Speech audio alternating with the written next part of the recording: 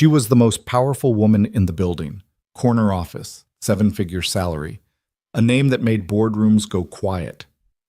And at 11:43 on a Tuesday night, Landon Pierce found her dancing alone in the dark, crying so hard she couldn't breathe.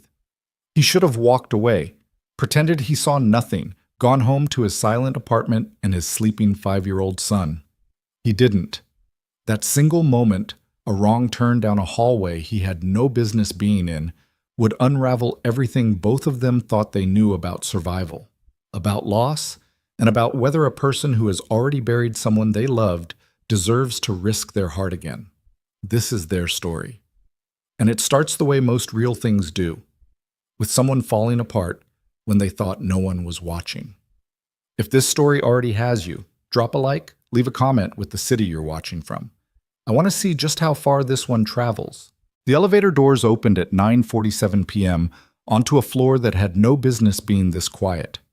Landon Pierce stepped out with his laptop bag cutting into his shoulder, a half-eaten granola bar in his jacket pocket, and the specific brand of exhaustion that comes not from working too hard, but from having absolutely nowhere else to be.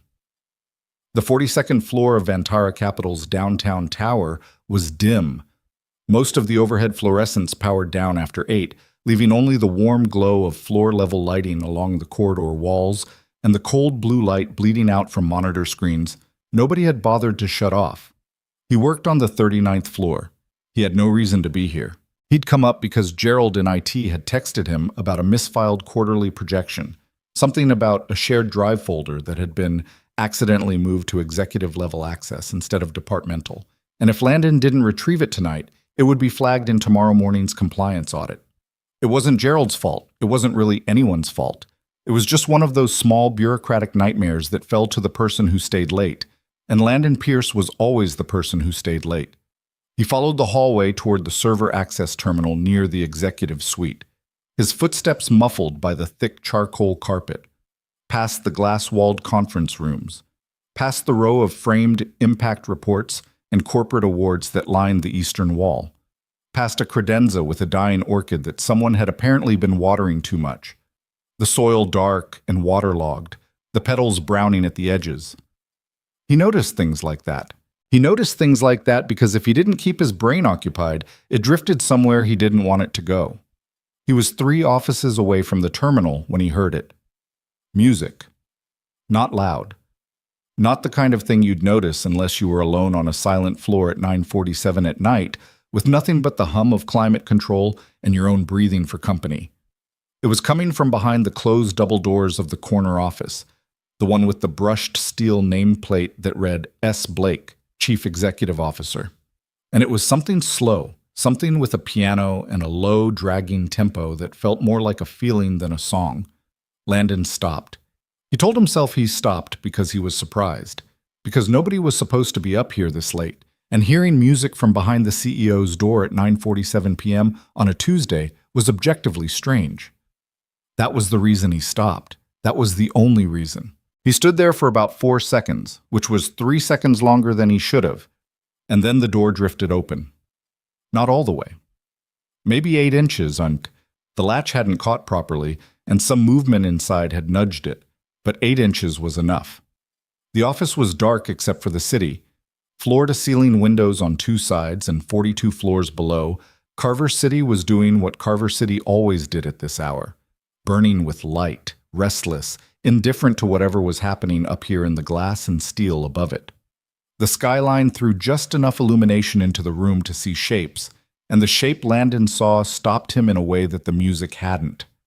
Serena Blake was dancing, alone, eyes closed. Her heels were off. Landon could see them on their sides near the desk, carelessly dropped. She was in her work clothes still, charcoal slacks and a silk blouse, but her jacket was gone and her hair, which every person in this company had only ever seen in a precise low bun, was down around her shoulders. She had her arms wrapped around herself the way you do when there's nobody else to hold you, and she was moving, slowly, barely, in a way that wasn't really dancing so much as it was standing still while everything inside her moved. And she was crying. Not the polite, controlled kind. Not the kind you did in bathrooms with tissues and composure. She was crying The way people cry when they're certain they're alone. From somewhere low and structural, the kind of crying that sounds almost like it hurts, slow and ragged and completely unguarded. Landon should have backed away. Any reasonable person would have backed away. He'd been frozen there for maybe 2 seconds, 10 at most, it was hard to tell, when she turned. Not fully. Not toward the door. She turned toward the windows, and the city light caught her face, and Landon saw everything in 1 second that she had spent what looked like years making sure no one ever saw. She looked wrecked. Not dramatically, not cinematically, just genuinely, deeply wrecked. Like someone who had been holding something extremely heavy for a very long time and had finally, for just this 1 hour in this empty office, put it down. He stepped back. He didn't mean to make a sound. His heel caught the edge of a floor vent, a small metallic click, and that was all it took. Serena's head snapped toward the door. For one long, terrible moment, they just looked at each other through the 8-inch gap. Her with her arms still folded around herself, face wet, eyes wide with something that wasn't quite fear, but wasn't far from it. Him with his hand frozen on the strap of his laptop bag, caught completely, not a single plausible explanation forming in his head. Then she crossed the room in 4 fast steps and pulled the door open the rest of the way. She was taller than he'd realized. In the presentations and all-hands meetings where he'd seen her before, she always seemed contained by the frame of a slide or a podium. Standing 6 feet from him in her stocking feet with her face still damp from crying, she was just a person, and that was somehow more disorienting than anything else. "Who are you?" Not a question. Flat and controlled, though her voice had a raw edge that she couldn't entirely iron out. "Landon Pierce," he said. "Finance, the 39th floor. There was a misfiled document. Gerald from IT asked me to." He stopped himself because he was rambling, and he knew it. And rambling made him sound guilty of something when all he was guilty of was being in the wrong place. "I'm sorry. I heard the music, and I'm sorry. I didn't mean to." "How long were you standing there?" The door was open. I was walking past." "How long?" He could have lied. He probably should have lied. But there was something about standing there in the near dark, with the city burning behind her, and her face still clearly showing evidence of the last 10 minutes, that made a lie feel obscene. "Maybe 30 seconds, he said.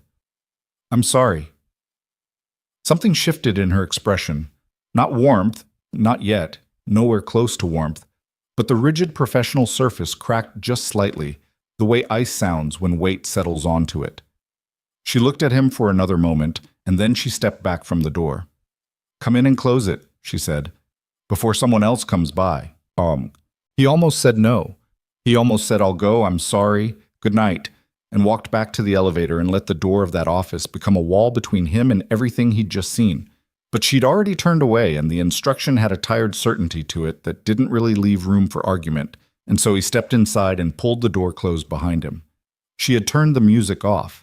The room felt much more silent without it. Serena moved to her desk and picked up a folded cloth, a handkerchief which struck Landon as oddly formal, and pressed it briefly to her face. Then she set it down and turned to face him, with her arms crossed and her chin level. And if you'd walked in right at that second with no context, you might almost have believed she was just annoyed at an interruption rather than a woman who'd been crying alone in the dark 3 minutes ago. "You won't say anything about this?" she said.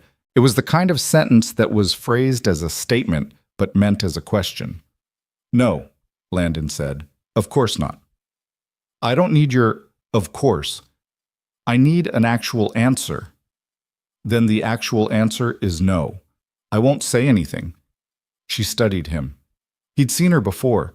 Everyone at Vantara had seen Serena Blake. She was the face on the annual report, the voice behind the company-wide addresses, the person whose decisions affected 700 employees, including the one standing awkwardly in her dark office right now. But he'd never been looked at by her directly, and the experience was unexpectedly uncomfortable. She was precise about it, the way she looked at him. Clinical? "Why not?" she said. "Because it's not my business. You're a finance manager. You're mid-level. You've been here." She glanced somewhere past him, accessing the information from memory. 3.5 years. You could use this. Use it how? I don't know. People find ways. Landon shifted his bag off his shoulder and held it in one hand for something to do with his hands. Ms. Blake, I have a 5-year-old at home who needs me to have this job. I'm not here to create problems. I came up for a document, and I'm going to get the document and go home. He paused. I'm sorry for what I saw. I mean that. The word home seemed to land somewhere on her in a way he didn't fully understand yet. She unfolded her arms, sat down in the chair behind her desk, not behind it exactly. She angled it sideways, away from the formal position, and let out a breath. Sit down, she said. For 1 minute. Then you can go get your document. He sat in the chair across from her, the one clients probably used, firm and slightly too upright. Outside the windows, Carver City kept burning. A plane crossed the upper right corner of the frame, its lights blinking red and white, heading somewhere Landon had never been and probably wouldn't go. You have a child, she said. Mason. He's 5. Where is he now? Neighbor downstairs, Mrs. Okafor. She watches him when I work late, which is... He paused. More often than I'd like. His mother? The question wasn't unkind. It was just direct, which seemed to be her default setting. Landon turned the laptop bag strap between his fingers. She died, he said. 2 years ago. Car accident on the bridge over Route 9. Black ice. She was on her way back from visiting her sister. Serena didn't say I'm sorry. He appreciated that. He'd received so many I'm sorries in the past 2 years that the words had become essentially meaningless. Little verbal reflexes people had when they didn't know what else to do. Instead, she just nodded, and the nod had weight in it. How do you... She started, and then stopped. How do I what? She was quiet for a moment. Outside, the plane had disappeared. The city glittered. She looked at the windows instead of at him when she finally spoke. How do you still come to work every day? Landon thought about it. He gave it real consideration instead of the automatic answer people expected. You keep going. You do it for your kid, one day at a time. All the things that were true but felt thin when you actually said them out loud. Some days I don't know, he said. Some days I come in and do my job, and I go home and help Mason with dinner and read to him, and it almost feels like being a person. And some days I sit in my car in the parking garage for 20 minutes because I can't make myself get on the elevator. And I don't tell anyone about the car days because nobody needs to hear it, and it doesn't change anything anyway. She turned from the windows and looked at him. I had a daughter, she said. Landon went still. Her name was Ivy. She said the name carefully, like she was handling something that could break. She was 4. She and my husband, Daniel... She paused, and in the pause, Landon could hear the way she'd trained herself to get through sentences like this. They were driving home from her gymnastics class. A truck on the highway lost control. They said Daniel didn't suffer. They said Ivy... Another pause, shorter but harder. They said she didn't either. How long ago? 6 years. The room was very quiet. I'm sorry, Landon said, and then immediately felt the inadequacy of it, the very thing he'd just been thinking about. So am I, she said, without any performance in it. They sat there for a moment, 2 people in a dark office above a city that didn't know or care what had just been exchanged between them. The dancing, Landon said carefully. The music. Is that... The song was what was playing in the car before they left, she said. She'd made me play it 4 times on the way to gymnastics. She used to spin in circles in the kitchen whenever it came on. She looked down at her hands. I listen to it sometimes. It's not... I know it doesn't make sense. It makes sense, Landon said. She looked at him, and for the first time there was something in her expression that wasn't assessment or professionalism or the careful management of what she allowed to be seen. There was just a kind of exhausted recognition. The way you look at someone who has said something true. Go get your document, she said. It wasn't unkind. It's late. He got the document. He came back past her office on the way to the elevator, and the double doors were closed, and the music was not playing. He stood there for maybe 3 seconds, not eavesdropping, not doing anything, just standing. And then he pressed the elevator button and went down to the parking garage and sat in his car. Not 20 minutes this time. Just 5. 5 minutes of sitting in the quiet with his hands on the wheel and the engine off, thinking about a woman dancing alone to a song her daughter had loved, and about how people built entire architectures around their grief, entire professional identities, and 70-hour work weeks and immaculate postures, and how all of it could come apart in a dark office when nobody was supposed to be watching. He thought about Claire, his wife. The way she smelled in the morning before she'd had coffee, slightly sour and warm. The way she talked to Mason when she thought Landon wasn't listening, soft and silly and completely unlike the person she was in front of other people. He thought about the night the police came to the door and how the first thing he'd thought, strangely, was I need to call Claire before the reality had finished arriving. He started the car and drove home.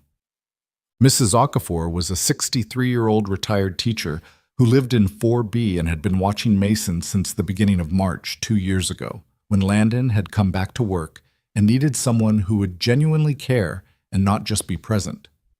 She was a large woman with close-cropped gray hair and a laugh like a truck backfiring, and Mason adored her in the specific and total way that 5-year-olds adore people who feed them warm food and don't rush them. "He's asleep," she said, opening her door before Landon could knock. She could tell his footsteps. "Went down at 9. I let him stay up 30 extra minutes because he wanted to finish his book." "What was he reading?" "He was having me read it, the one with the elephants." Landon smiled. "He knows all the words. He just likes being read to." "Smart boy." She handed him a small foil-wrapped plate. "Jollof rice. You look like you haven't eaten." He hadn't. The granola bar didn't count. He thanked her, carried his sleeping son. Mason barely stirred, just made a small sound, and tucked his face against Landon's neck. Upstairs, and laid him in his bed. He sat on the edge of the mattress for a moment in the dark, listening to his son breathe, which was a thing he still did every night, and probably would for a long time. Mason had Claire's eyelashes, the same way of sleeping with one hand curled under his chin. He looked peaceful in a way that 5-year-olds could look peaceful because they hadn't yet learned all the reasons not to be. And Landon felt the familiar thing. Not quite grief, not quite love, something that lived between them and contained both, move through his chest and settle. He ate the jollof rice standing over the kitchen sink at 10:45 p.m. and thought about nothing in particular, which was a small victory. 3 days passed. He saw Serena Blake exactly once in those 3 days. Briefly, at the end of a departmental briefing where she'd stopped in for the last 10 minutes, asked 2 pointed questions about the Q3 projections, gotten 2 slightly nervous answers from his department head, and left. She was composed and precise and wore her authority the way she always had, like it was just the shape of her rather than something she put on. She didn't look at him. He told himself that was fine. That was correct. That was how this was supposed to go.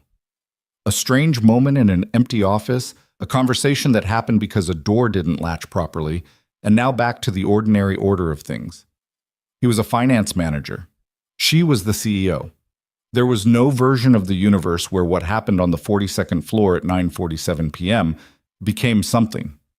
On the 4th day, he found a note on his desk, a physical note, folded in half, no envelope, his name on the front in handwriting that was precise and slightly left-leaning. Landon Pierce, Finance, 39th floor. He opened it. Coffee. Thursday, 7:15 a.m. The place on Wellman Street with the green door, not the lobby cafe. SB. He stared at it for longer than was probably reasonable. Then he put it in his desk drawer under the quarterly audit file, which was the nearest thing he had to a private space, and went back to his spreadsheets.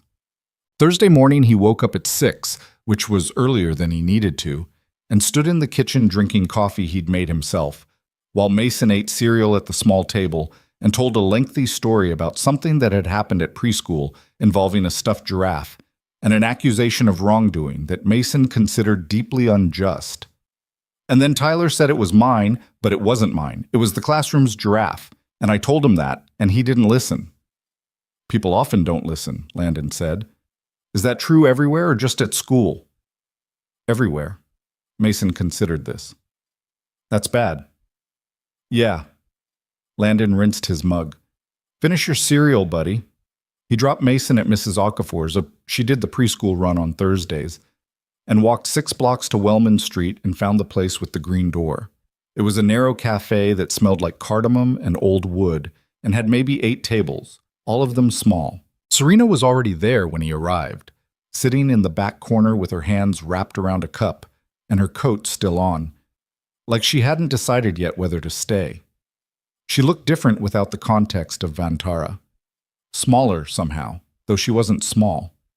She looked like someone who was making a choice and wasn't completely sure about it. "You came," she said. "You didn't think I would?" "I didn't know." She looked at her coffee. "Sit down." He sat. The person who came to take his order was a young man with a nose ring who clearly recognized neither of them and asked what Landon wanted with the specific incuriosity of someone who had served hundreds of people that morning and would serve hundreds more. Landon ordered a black coffee. The young man left.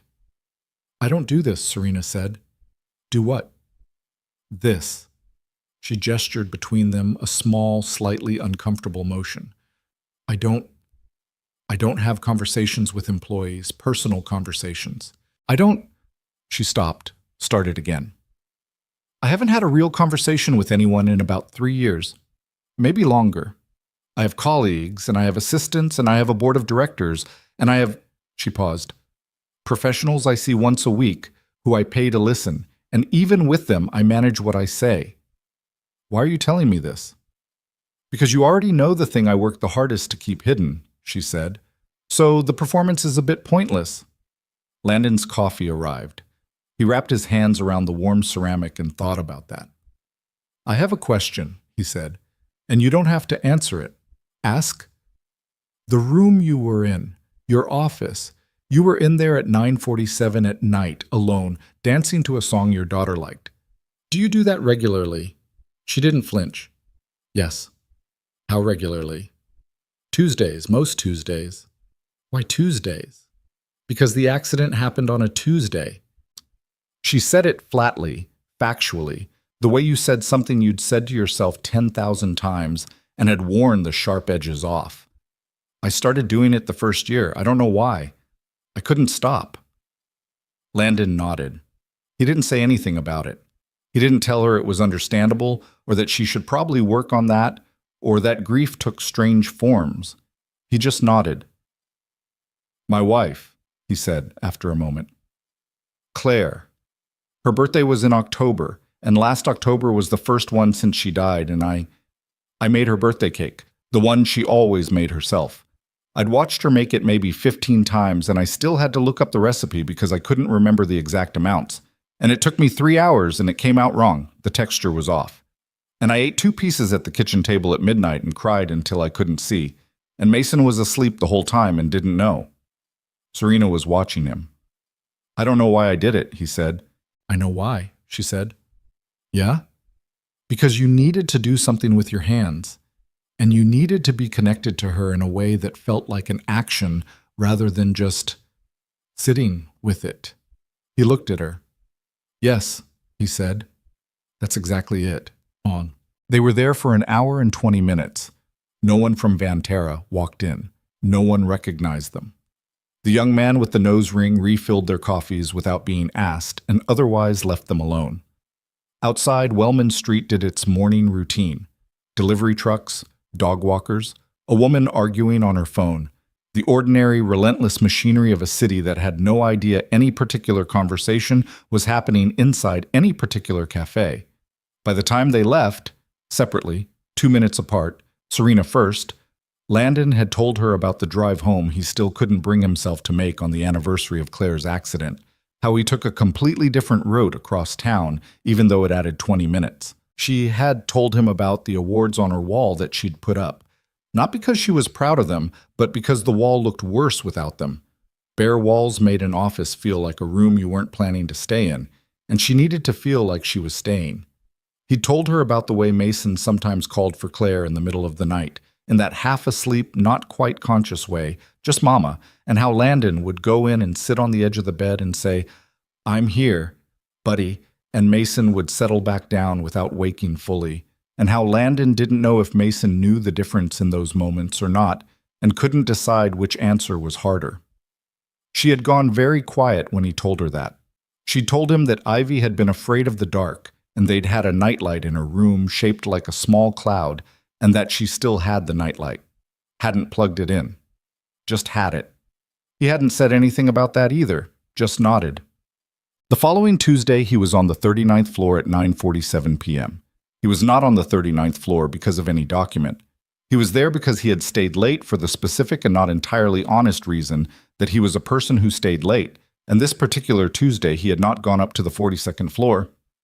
He had stayed at his own desk and worked until 10:15, and then taken the elevator down to the garage and driven home by the long route, the one that added 20 minutes because it was Tuesday, and he always drove home by the long road on Tuesdays, and he didn't feel ready to stop yet.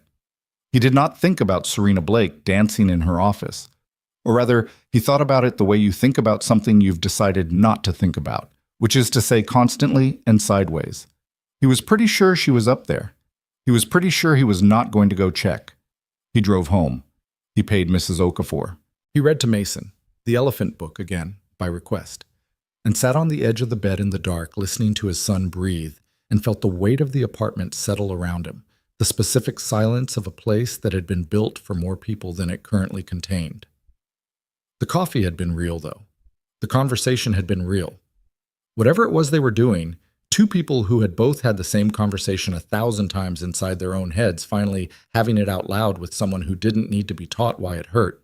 It was real. And he was not yet sure what to do with the fact that it had been for 1 hour and 20 minutes in a narrow cafe that smelled like cardamom, the least alone he'd felt in 2 years. He lay down on his bed without changing his clothes and looked at the ceiling and thought about that for a while. Outside, the city went on being the city.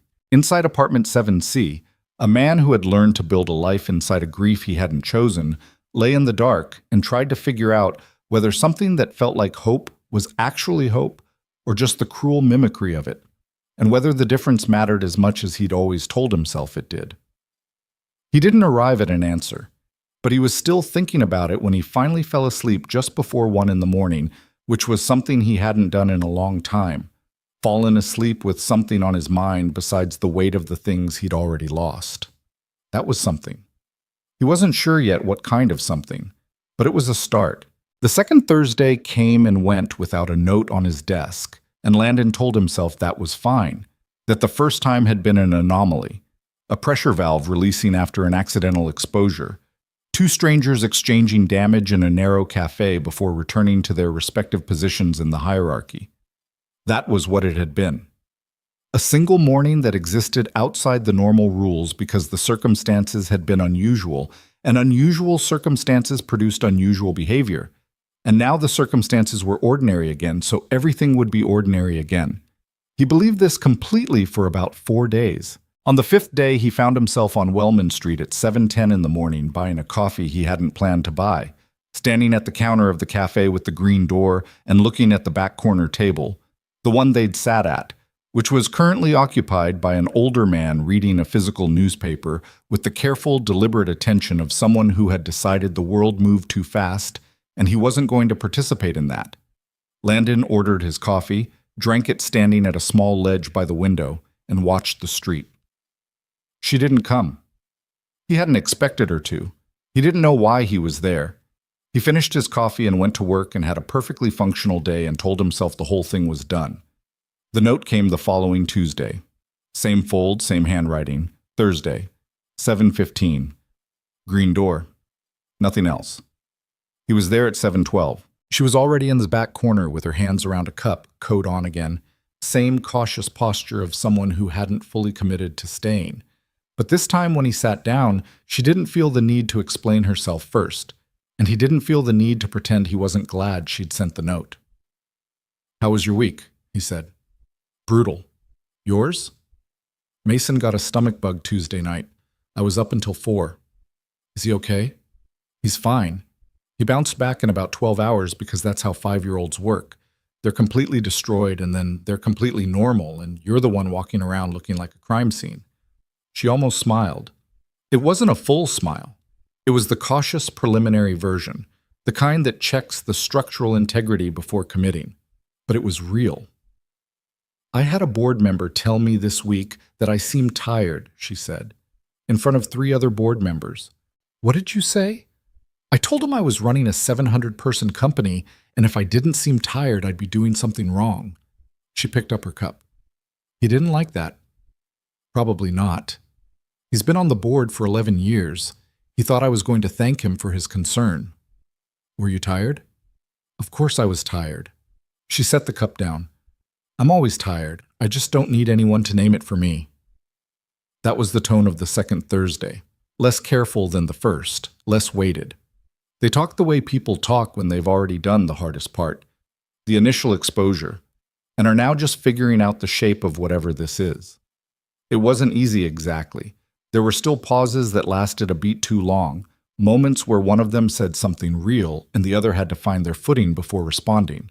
But it was genuine, and genuineness was rarer than either of them had admitted to themselves. He told her that Mason had asked last week why they didn't have more people at their house. He'd said, with the flat matter-of-fact honesty of a child who doesn't yet know how to soften things, Tyler has a mom and a dad and a grandma, and they all eat dinner together, and that's a lot of people. Landon had said they had Mrs. Okafor downstairs, and that was their people. Mason had thought about this and said okay, and gone back to his drawing, and Landon had stood at the kitchen counter for a few minutes after, not doing anything in particular. Serena listened to this without filling the silence that came after it. What did you do? She said eventually. Made dinner, pasta. The kind he likes with the butter and the cheese and nothing else, because he's 5 and he has the palate of a very small person with strong opinions. That sounds like the right answer. I don't always have the right answer. No, she said. But you showed up for it. That's different from having the answer. He looked at her. She was looking at her coffee again, and he wasn't sure she'd meant to say that with as much weight as it landed with. You think about it, he said. About whether you showed up. She didn't answer right away. A bus went past on Wellman Street, its engine loud and then receding. The man with the newspaper had been replaced by 2 women having a very animated discussion about something, their voices low but emphatic. Every day, Serena said. Every single day I think about the morning of the accident. Daniel had asked me the night before if I wanted to take Ivy to gymnastics myself.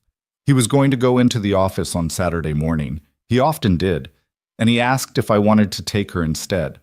She kept her eyes on the cup. I said no. I had a call with the Singapore office at 10 and I needed to prepare for it. I said no. Serena, I know. Her voice was flat, carefully so. I know what you're going to say. That I couldn't have known. That it wasn't my fault. I've been told those things by everyone who knew what happened and by 2 therapists and by people who mean well. And I know the argument. Intellectually, I know the argument. But I said no. She finally looked up. And they got in the car. And I was on a call with Singapore when my phone rang with a number I didn't recognize, and I let it go to voicemail. A pause. I let it go to voicemail. The cafe noise went on around them, indifferent and ordinary. Landon sat with what she'd just handed him and didn't try to fix it, because it wasn't the kind of thing you fixed with words, and she'd heard all the words anyway. He thought about the bridge on Route 9. He thought about black ice and how it doesn't announce itself, how it just exists quietly on the road waiting for the moment to become catastrophic. He thought about how grief had a specific shape for every person, and hers had been forged in that one moment of a voicemail she didn't answer, and nothing he said was going to reshape it. I answered mine, he said quietly, when the police called. I answered on the second ring, and it didn't matter. She went very still. Answering or not answering. Neither of us could have changed it, he said. I know you know that. I also know knowing doesn't touch the part of you that thinks it anyway. She put one hand flat on the table and looked at it, a small gesture, self-steadying. No, she said. It doesn't. They sat with that for a minute, just sat with it without dressing it up, and something in the quality of the silence changed, became less like the silence between strangers and more like the silence between people who have agreed not to pretend. The Thursdays became a pattern. Not every week. Sometimes she had to travel. Sometimes his mornings were swallowed by Mason's preschool schedule or a work crisis that started before 7, but often enough that the cafe on Wellman Street began to feel like a fixed point. The young man with the nose ring, whose name turned out to be Rio, had stopped asking what they wanted and just brought 2 black coffees when they walked in, which they both found quietly amusing. They did not talk about Vantara. They did not talk about the professional distance that technically existed between a finance manager and a CEO, or about what people would think, or about the fact that this was unusual. Those subjects were present in the room the way certain furniture is present in a room. You're aware of it, you arrange yourself around it. You don't comment on it. What they talked about was everything else. She told him that when she'd first moved into the house she now lived in, a large, underfurnished place in the Dalverton Hills neighborhood that she'd bought 2 years after the accident because the apartment she'd shared with Daniel and Ivy had become impossible to stay in. She had furnished only the rooms she used: the living room, the master bedroom, the kitchen. The rest of the house she had simply closed the doors on. 4 closed doors. She knew what was behind each one without having to open them. He told her that he'd kept Claire's reading glasses on the nightstand for 8 months before he moved them. Not because he forgot they were there, because he couldn't decide where to put them, and moving them felt like making a decision he wasn't ready for, and the nightstand was the one place where not deciding was an option. "Where are they now?" she asked. "In a box in the closet, with some other things." He turned his coffee cup in a slow circle. "It took me a whole Saturday to do it. Mason was at Mrs. Okafor's. I put on music and just went through things. I kept more than I probably should have, but I did it." "What made you finally do it?" Mason opened the nightstand drawer looking for a pen and pulled out the glasses and asked me what they were. And I said they were Mama's glasses. And he said, "Can Mama see without them?" And I didn't know what to say, and he just put them back in the drawer very carefully and closed it and went back to his drawing, and I sat on the bed for a while. He paused. "I did it the next weekend." Serena set down her cup. She looked at him the way she'd been looking at him more often lately, with something that wasn't pity and wasn't the careful clinical assessment from that first night. Something more like recognition, the way you look at someone who keeps saying the thing you haven't been able to say. "He sounds like a remarkable kid." "He's 5, Nima. He's mostly concerned with whether there are enough crackers in the house and whether his stuffed elephant is in the right position on the bed before he sleeps." Landon almost smiled. "But yes, he's remarkable. Can I meet him?" The question came out with less preparation than she'd intended. He could tell because she looked faintly surprised by herself after she said it, the way you look when something comes out of your mouth ahead of your permission. He didn't answer immediately. That wasn't an ask for anything," she said. "I just meant, I know what you meant." He thought about it honestly, which was the only way he knew how to think about things anymore. He thought about Mason, who trusted easily and attached quickly, and was at an age where people became important before you had time to explain the risks of that. He thought about what it would mean to introduce his son to a person who was, what exactly? A colleague. A person he had coffee with on Thursday mornings. A woman who kept a cloud-shaped nightlight on a shelf and didn't plug it in, and who cried alone on Tuesday nights to a song her daughter had loved. "Let me think about it," he said. She nodded. She didn't push. He appreciated that. He thought about it for 9 days. On the 10th day, he texted her. They had exchanged numbers somewhere around the 4th Thursday for logistics, and had used it exactly twice before this, both times for schedule changes, and said, "Mason likes the park on Greer Avenue. Saturday mornings around 10. If you wanted to come by, that's where we'll be." She texted back 40 minutes later. "Okay, just that." One word, which he'd noticed, was her characteristic approach to moments that had more weight than she wanted to assign directly. "Okay?" He'd come to understand it as the version of yes that didn't want to make too much of itself. He told Mason on Friday night that a friend of his from work might come to the park tomorrow. Mason asked if the friend liked elephants. Landon said he didn't know. Mason said that was probably fine because the park didn't have elephants anyway. It had the good slide and the thing you spin on, which in Mason's current estimation made it better than the other park on Clement Street, which only had regular swings and a climbing wall that was, quote, too hard but also kind of boring. "What's her name?" Mason asked. Landon paused. He hadn't said her. "Serena." That's a long name. It is. Can I call her something shorter? You can ask her what she'd like you to call her. Mason accepted this with the equanimity of a person who had more important things to think about, turned over in bed, and requested the elephant book. She was already at the park when they arrived, standing near the entrance with her hands in the pockets of a dark green coat, and she looked different again. Not the corporate Serena from Vantara, not the careful Serena from the cafe, but someone who was slightly unsure what to do with her hands and was managing it through the very deliberate act of keeping them in her pockets. Mason looked at her with the frank assessment that small children bring to new situations. "Are you Serena?" he said.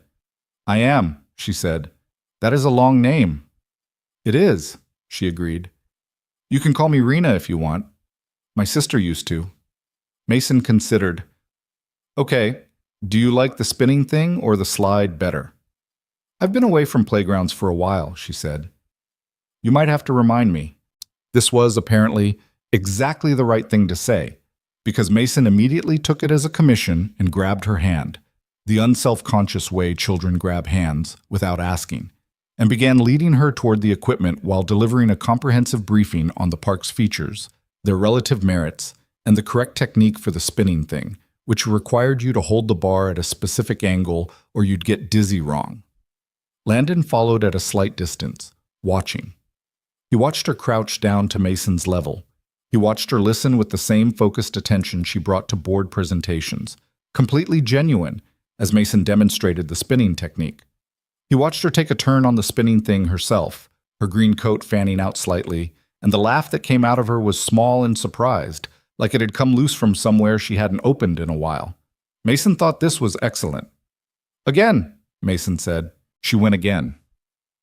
Landon sat on a bench with cold wood under him and the October sky doing its gray and pale blue thing overhead, and watched his son spin Serena Blake in circles on the playground equipment, and felt something move through him that was complicated and not entirely comfortable, and also, underneath all of that, warm. He had not expected warm. He didn't quite know what to do with warm. He put it aside to examine later, the way you set down something hot until you can handle it without burning yourself. They walked to a diner after the park, Mason's insistence, because he'd established a standing Saturday tradition of pancakes after the park with Landon, and had decided, with the executive certainty of a 5-year-old, that this tradition naturally included Serena. She had looked at Landon over Mason's head with an expression that asked, "Is this okay?" And Landon had shrugged and nodded, because it clearly was, and there was no point pretending otherwise. The diner was warm and smelled like coffee and butter, and the specific good smell of a griddle that had been in use since 6 in the morning. Mason ordered chocolate chip pancakes and then carefully removed all the chocolate chips and ate them first as an appetizer, which was apparently his standard practice, explained to Serena in complete seriousness as though this were self-evident logic. She ate scrambled eggs and asked Mason questions about his stuffed elephant, whose name, Landon learned only now, was Gerald, which struck him as very funny and which he was told with some dignity had been Mason's own choice, and listened to the answers with that same quality of real attention. Landon drank coffee and mostly just watched them talk. She was not performing ease. That was the thing. With some adults, kids could feel the performance, the brightness that was slightly too bright, the questions that were slightly too enthusiastic, the fundamental adult discomfort with being on a 5-year-old's conversational level. Serena had none of that. She was just present, genuinely interested. She asked follow-up questions. When Mason said something funny, she laughed without editing it. He thought about Ivy. He thought about how she'd been 4, and Serena had taken her to gymnastics 4 times a week, and what it cost her to sit here and talk to a small child about a stuffed elephant named Gerald, whether it was painful in the specific way that things could be painful and also good at the same time. He caught her eye at one point over Mason's head, and she looked not sad exactly, not the wrecked expression from the office. Something more layered than that, more textured. She gave him a very small nod that he didn't entirely understand but somehow did. After the pancakes, on the sidewalk outside, Mason spotted a pigeon doing something interesting near a trash can and went to investigate with the full concentration of a scientist. Landon stood next to Serena and watched him. Thank you, she said quietly. For what? For this. She didn't gesture toward Mason exactly, but he knew what she meant. You didn't have to. He wanted you here. Landon paused, and so did I. She looked at the middle distance. The pigeon had done whatever it was doing and moved on, and Mason was now examining the empty space where it had been with profound scientific interest. I'm not good at this, she said. At what? Letting people in. I got very practiced at not doing it. She said it without self-pity, just as a report. It's like a skill, not letting people in. You get better at it every year. Yeah, he said. I know. And then she stopped, started again. And then something happens and you realize you've gotten so good at it that you can't remember how to go the other direction. You seem to be managing, he said. She looked at him sideways. I'm terrified. Me too, he said. They stood there in the October cold, watching his son have a detailed conversation with a pigeon who had returned, apparently having completed its earlier business and arrived back with new ones, and neither of them said anything else, and neither of them moved away. And the gap between them on the sidewalk was the same as it had been, but it felt different now. Not empty, but charged, like the pause before something shifts. Mason eventually turned around, saw them both still standing there, and made a face that was too old for his age. Are you just standing there? He said. Yes, Landon said. Why? Because we're adults, and sometimes adults just stand places. Mason looked deeply unimpressed by this explanation and turned back to the pigeon. Serena made a sound that was almost, but not quite, a laugh. He's going to be a problem when he's older, she said. He's already a problem, Landon said, and he meant it with every bit of affection a person can mean something. They walked back together, all three of them, Mason between them, holding Landon's hand on the left, and having apparently decided, without announcement, to hold Serena's hand on the right, through streets that smelled like fallen leaves and coffee and city, and the morning was gray and ordinary and completely unremarkable to everyone except the two adults walking through it, both carrying the full weight of everything they'd lost, both discovering, carefully, and without quite naming it yet, that weight felt different when you weren't carrying it alone. The thing about happiness, Landon had learned, was that it didn't announce itself. It didn't arrive with ceremony. It crept in sideways. Through Saturday mornings at the park, and pancakes with chocolate chips eaten in the wrong order, and a 5-year-old who had started asking with increasing frequency when Reno was coming over next. Through Thursday coffees that had started running long enough that Rio had stopped clearing their cups until they actually stood up. Through evenings at Serena's house in Dalverton Hills, where Mason sat on the kitchen counter and watched her cook. Badly, she was a genuinely terrible cook, which delighted Mason enormously. While Landon stood at the stove actually making the food and pretending to take instruction from her. They had not named what they were doing. Naming it would have required a conversation that both of them were privately circling without approaching directly. The way you circle something bright that you're not sure you can look at straight on. What they had instead was a rhythm, loose and real and slightly cautious, the way things are when the people building them have both been burned before and haven't forgotten how fire works. Mason had no such hesitation. Mason had decided that Serena was his and proceeded accordingly. He had started leaving drawings at her house. Not intentionally, Landon thought at first, just forgotten in the way things got left behind. But after the third one, he realized they were placed too deliberately. One on the kitchen counter, one on the side table near the couch, one tucked against the base of the lamp in the living room where it would definitely be found, but could also be explained as accidental. His son, at 5 years old, was marking territory with crayon art. A drawing of the three of them at the park. A drawing of what appeared to be Gerald the elephant meeting a figure labeled Re-Ina in careful block letters. A drawing of the house from the outside with smoke coming from the chimney, which struck Landon as pointed since Serena's house did not have a working chimney. She kept every one of them. He knew because he saw them. First on the refrigerator, then, after a few weeks, framed, properly framed, not in cheap plastic, but in actual frames that matched the walls, hanging in the hallway near the kitchen. He didn't say anything about it. She didn't either. But he stood in that hallway one evening while Mason was in the other room insisting on showing Serena something on his preschool iPad.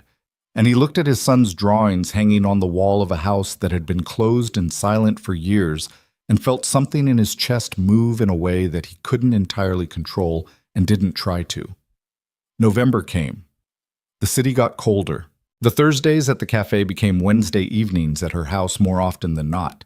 The three of them settled into her large living room with the television on something Mason had chosen, usually involving animated animals with strong opinions, while Serena graded nothing and reviewed nothing and did the radical thing of simply sitting still, which Landon understood cost her more effort than running a board meeting. He was beginning to understand her. Not completely. She was not a person you understood completely. There were rooms in her he hadn't been inside, probably rooms she hadn't been inside herself. But in the way that mattered. He knew she ordered the same thing every time at the cafe because making small decisions tired her, all her decision-making energy going toward the large ones. He knew she hated the phone but would answer a text within 3 minutes. He knew that when she was stressed, she reorganized things. Her desk, her kitchen cabinets, once the entire living room while he and Mason were there, shifting furniture with brisk efficiency until the room made more sense to her, then stopping and looking around with the particular satisfaction of someone who had solved the problem that was available to be solved. He knew that some Tuesdays were worse than others. He didn't ask which ones. She didn't explain. They had their own private calendars of difficult days, and they'd both learned not to demand accounting for them. What he did not know, what neither of them had addressed with any honesty, was where this was going. Whether it was going anywhere. Whether going somewhere was even a concept that applied to two people who had both built their lives around the premise that the people they'd loved most were gone, and that was the permanent fact around which everything else was arranged. He thought about it. He thought about it at night in the apartment, and he thought about it on his drives to work. And once he thought about it so hard during a budget review that his department head had to say his name twice. He had not yet found an answer, but he had begun to notice, with a low and somewhat alarming frequency, that when Serena laughed, he remembered what it felt like to want something for himself rather than just for Mason. He wasn't sure yet what to do with that. He put it with the other hot things he was waiting until he could handle. Buzz. The call came on a Wednesday morning in the second week of November. Landon was at his desk reviewing a variance report when his phone buzzed with a message from Serena.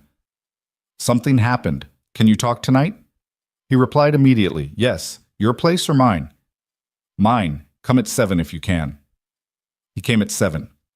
Mason was with Mrs. Okafor. Serena opened the door and she was still in work clothes, late in the evening, still in full armor, and her expression had a tightness to it he recognized as the load-bearing face, the one she wore when she was holding something heavy and needed to keep holding it a while longer before she could set it down. She poured them both whiskey without asking. He didn't usually drink whiskey, but he took the glass. "His name is Warren Cole," she said, sitting down across from him. "He was Daniel's best friend. They grew up together. He was the best man at our wedding." She held her glass but didn't drink from it. After the accident, after Daniel and Ivy died, Warren decided that it was my fault. Landon kept his face still and waited. He never said it directly. At first, he just stopped calling, stopped being around. I thought it was grief. I thought we were all just surviving. But then I started hearing things. Comments to mutual friends, the idea circulating in Daniel's family that I had been neglectful, that I had chosen my career over my family, and that choice had consequences. She finally drank. It didn't get loud for a while. I moved, I changed jobs, I built Vantara from 30 people to 700, and the distance helped. But Warren never stopped. What did he do? Enough. Enough to make sure that in certain circles, certain professional circles, my name came with a footnote. Nothing provable, nothing I could address directly. Just presence, a whisper campaign, run slowly, over years. She set the glass down. And now he's turned it up. What happened? He contacted 3 members of my board separately this week. Her voice stayed level with visible effort. He told them I was emotionally unstable, that my grief had never been properly addressed, and that it was affecting my judgment. He cited my personal life, as evidence of professional unfitness. Landon felt something cold move through him. What personal life? Us. She met his eyes. Someone at the company has been talking. I don't know who. Warren found out about the coffees, about the park, about you and Mason coming here. She paused. He framed it as, he told the board that I was developing an inappropriate relationship with a subordinate and that it demonstrated poor judgment. The room was quiet for a moment. Serena, I'm not done. She leaned forward, elbows on her knees. 2 of the 3 board members he contacted have requested a formal meeting, a review of my recent decisions. There are words like concerned and comprehensive assessment in the email. She looked at him. It's a play. It's a structured play to remove me from the company I built, and it has Warren's fingerprints all over it. Landon set down his glass. He thought about what to say and discarded 3 versions of it before speaking. What can I do? Nothing right now. She sat back. I needed to tell you because you're involved and you deserved to know. And because... She stopped and the controlled surface slipped just slightly. Because I'm angry and I'm scared and I didn't want to be alone with both of those things tonight. Okay, he said. Then I'm here. I don't need you to fix it. I know. I don't need you to tell me it'll be fine. I wasn't going to. She looked at him.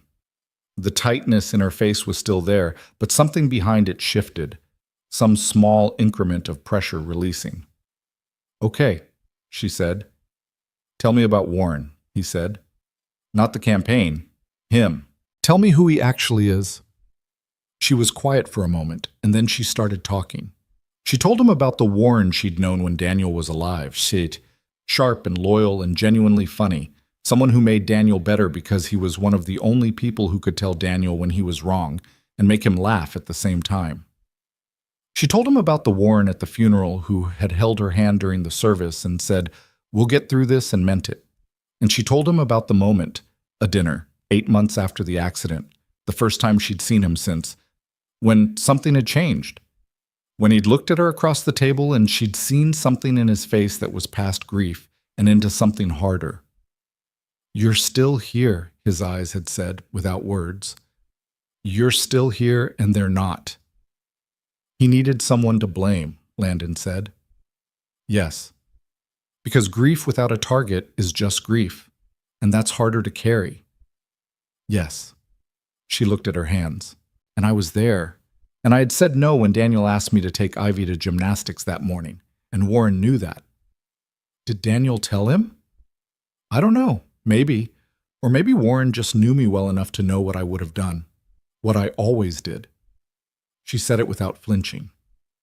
I worked. That was what I did. They both knew it. That's not the same as fault, Landon said. No, she said, but it gave him a shape for his grief, and he's been building on that shape for 6 years.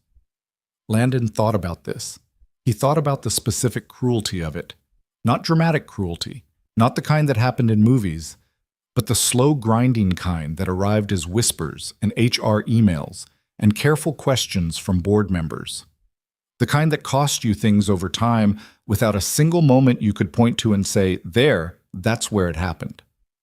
What does the board actually have power to do? He said.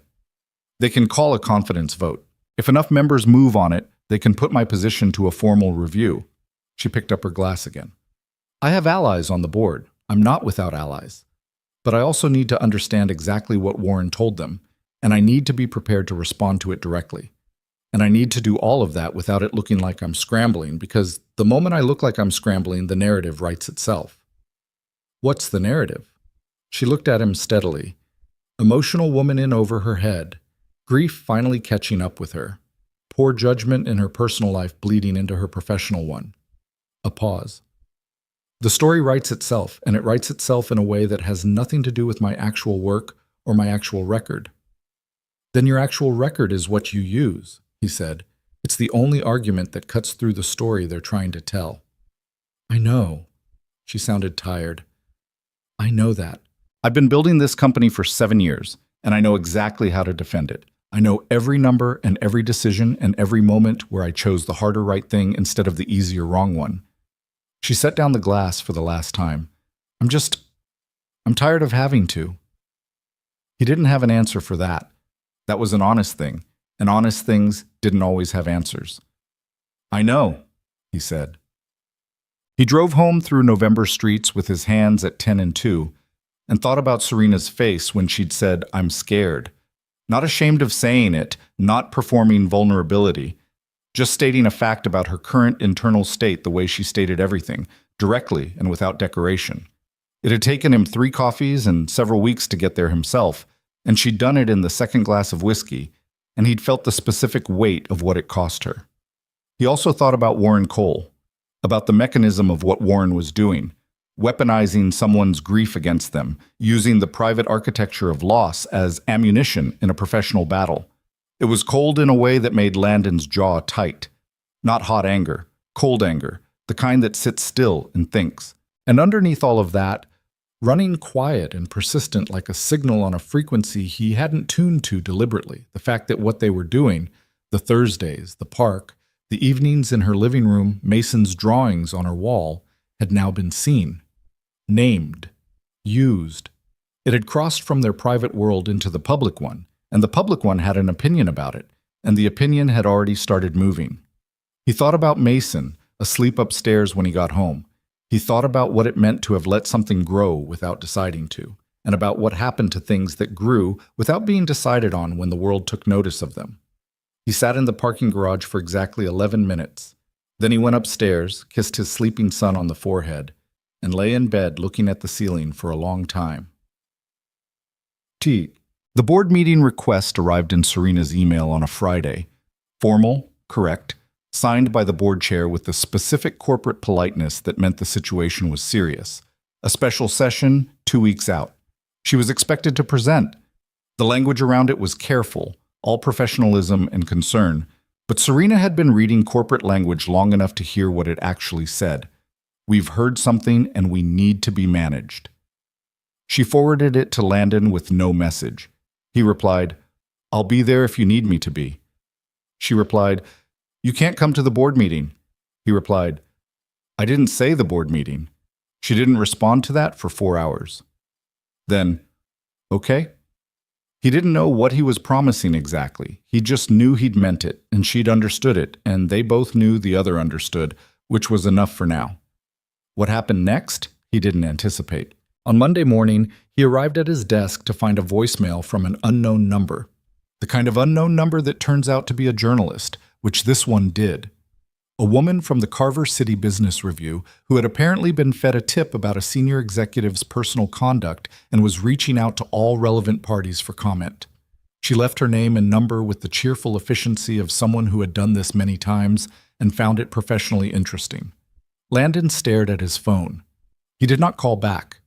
He went straight to Serena's office, not the 42nd floor this time with the wrong pretense, but directly, through the assistant who knew him now and nodded him through, and found her already on the phone, her expression the winter version, the one that had no temperature at all. She held up one finger without looking at him. He sat. She finished the call, brief, clipped, telling someone he couldn't identify that she understood the situation and would be in touch, and set the phone down. "He talked to the press," Landon said. "Not directly. He doesn't do anything directly. But yes, someone did." She looked at her desk as though it had personally failed her. "The Business Review, and probably 2 others by end of week. What does that do to the board situation?" "Complicates it. If there's press coverage before the meeting, the board members who might have stayed neutral will feel pressure to be seen as taking it seriously." She picked up a pen and put it down again, the reorganizing impulse finding the only available outlet. "It's not a killing blow. It could have been smarter. Warren is angrier than he is strategic these days, which is actually, that's his weakness. Angry people make moves ahead of the optimal time. So you can use that. Maybe, if I move correctly." She looked at him. "Landon, what happened with the journalist call?" "I got a voicemail. I didn't call back. I came here instead." "Don't call back. Don't comment to anyone, not colleagues, no one. The story they're trying to build needs your voice in it to have texture. You don't give them your voice." "Okay. I mean it." "I know you mean it." She held his gaze for a moment, and then something shifted in her face. Not the professional mask cracking, more like the volume in the room dropping, the emergency frequency giving way briefly to something quieter underneath. "Are you okay?" she said. The question surprised him, that she was asking him, in the middle of her own professional crisis, whether he was okay. "I'm fine," he said. And then, because she'd earned honesty and they were past the version of things where he gave her the automatic answer, "I'm worried about you, and I'm worried about what this means for what we've been building. Whatever we've been building." She was quiet for a moment. "What have we been building?" she said. It wasn't a challenge, it was a genuine question, asked the way she asked things, directly, without softening, because she wanted an actual answer and not a comfortable deflection. Landon thought about Saturday mornings. He thought about Mason's drawings in frames on her hallway wall. He thought about a woman spinning on playground equipment with her green coat fanning out and a laugh coming loose from somewhere deep. He thought about sitting across from her in the cafe at 7:15 in the morning while the city came to life outside and talking about things he hadn't said out loud to anyone in 2 years. "Something worth protecting," he said. She held his gaze. Outside her office, the 42nd floor went about its business. Phones and keyboards and the muffled ordinary noise of 700 people working inside a company she had built. And inside the office, 2 people looked at each other with the full weight of what they hadn't said yet and found that the weight was bearable. "Okay," she said. Her version of yes. Her version of me, too. "Okay," he said back. On that evening, Tuesday, Landon did not go up to the 42nd floor. He stayed at his desk and worked until 8, and then took the elevator straight to the garage. But as he pulled out of the parking structure and turned onto the street, his phone lit up with a text from Serena. He stopped at the light and read it. "I opened the door tonight. The one at the end of the upstairs hall. I've been keeping it closed for 6 years. I just stood there. Didn't go in. Just stood there." He read it twice. He thought about a small cloud-shaped nightlight on a shelf, not plugged in. He pulled over on Mercer Street, engine running, and typed back, "That's not nothing. That's actually enormous." The response came after a minute. It didn't feel enormous. It just felt like standing in a hallway. He stared at that for a while. He thought about how most of the things that changed the direction of a life didn't feel enormous when they were happening. They felt like standing in a hallway, or eating a birthday cake at midnight, or hearing music from behind a door that hadn't latched properly. "Yeah," he typed back. "That's usually how it starts." He sat there on Mercer Street with the engine running and the city moving past him on both sides, and felt the careful, frightened, determined shape of what they were becoming. Both of them holding more than they could comfortably carry. Both of them still standing. Both of them beginning, in their separate ways, to turn toward the closed doors instead of away from them. It wasn't easy. It wasn't clean. It was 2 people with damage who kept choosing, one small decision at a time, to not let the damage be the final word. And something in the world had noticed and decided to test whether they meant it. The testing, Landon understood sitting on Mercer Street, had barely begun. The 2 weeks before the board meeting were the longest Landon could remember since the weeks after Claire died. The same quality of time, stretched and dense, every day carrying more weight than a day should reasonably be asked to carry. He went to work. He came home. He made dinner for Mason and helped him with the preschool projects that arrived with the cheerful chaos of a 5-year-old's creative vision. One week, a collage requiring 17 different colors of paper, the next a model of something Mason called a rock museum, which was exactly what it sounded like. He did all the ordinary things, and underneath all of them ran the steady current of waiting. Serena was preparing. He understood what that meant in practice because he saw it. Not all of it. She was too controlled for that. But enough. She was at the office before 7 every morning and rarely left before 9 at night. She had meetings he wasn't part of, conversations with lawyers and board allies and her CFO who had apparently made it quietly clear that if the board moved against Serena, he would follow her out the door, which was the kind of loyalty that came from 7 years of someone trusting you with actual authority. She was building her case with the same focused precision she brought to everything, and Landon stayed out of her way and let her build it. What she let him see was smaller. A text at 10 at night. Found a board email from 2019 where I called Warren Cole a brilliant strategic thinker in the context of a potential consulting arrangement. I'm going to use it. He'd replied, That's cold. She'd replied, he started it. He'd found himself smiling at his phone in the dark of his apartment and had to think about that for a minute. He thought about a lot of things in those 2 weeks. Most of them circled back to the same place, what he'd said to her in her office when she'd asked him what they were building. Something worth protecting. He'd meant it. He still meant it.